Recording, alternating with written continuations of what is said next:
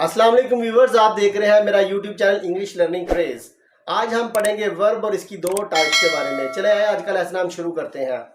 Verb जिसे उर्दू में हम फेल कहते हैं, इसको हम मुख्तलिफ तरीकों से डिफाइन कर सकते हैं। It is known as the king of a sentence, यानी वर्ब को हम जुमले का बादशाह कहते हैं। जिस तरह कि आपने जंगल में देखा है कि बहुत ज़्यादा जानवर होते हैं और उनका एक बादशाह होता है। वो कौन होता है? वो शेर होता है। यानी हम वर्ब को शेर भी कह सकते हैं सेंटेंस का। It is also known as the soul of a language, यानी इसको हम जुबान की रूह भी कह सकते हैं। यानी अगर इंसानी जिस्म में रूह नहीं होगी तो इंसानी जिस्म डेड होगा, यूजलेस होगा। आइए हम मजीद इसकी वजाहत देखते हैं इन जुमलों के जरिए। इवेंट का मतलब होता है वाकया।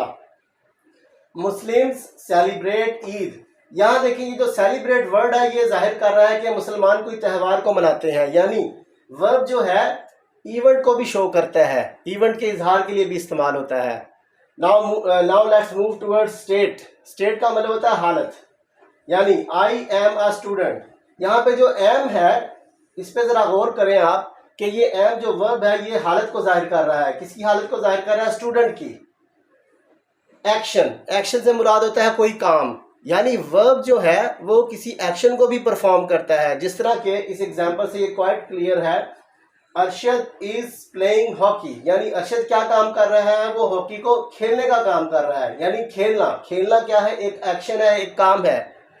तो हम इसको कंक्लूड इस तरीके से कर सकते हैं कि जो वर्ब है वो इवेंट, स्टेट और एक्शन को शो करने के लिए इस्तेमाल हो सकता है। अगर आपको मेरी वीडियो अच्छी लगी हो तो चैनल को लाइक सब्सक्राइब करना मत भूलिएगा। आज तक के लिए इतना ही, मिलते हैं अगली वीडियो में। तब तक के लिए अल्लाह हाफिज।